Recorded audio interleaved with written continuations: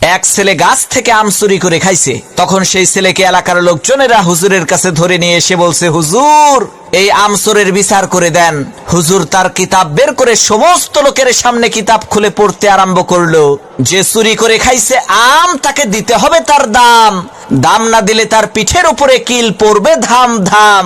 হুজুরের কিতাব শুনে এলাকার লোকজন সেই ছেলেটিকে কয়েকটা চর থাপ্পড় মেরে বিদায় করে দিল।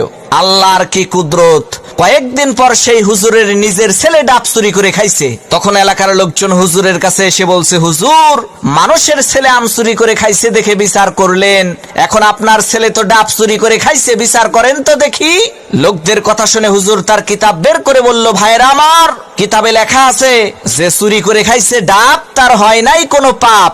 তখন এলাকার লোকজন বলল, হুজুর বুঝলাম ডাব খাইলে পাপ নাই, কিন্তু আপনার ছেলে তো একেবারে পাকা জোনা খাইছে। হুজুর তখন কিতাব থেকে পড়লো, যে খাইলো জোনা তার নাই কোনো গুনাহ। এলাকার লোকজন বলল, হুজুর ডাব খাইলে পাপ নাই, জোনা খাইলে গুনাহ নাই মানলাম, কিন্তু আপনার ছেলে তো নারিকেল খাইছে।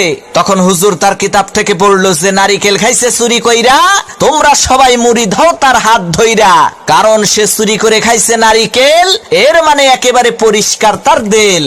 তখন এলাকার লোকজন বলল, সর্বনাশ, হুজুর আপনার ছেলের বিচার করার কোনো দরকার নাই, আপনি আমাদের ছেলেরই বিচার কইরেন তাই হবে।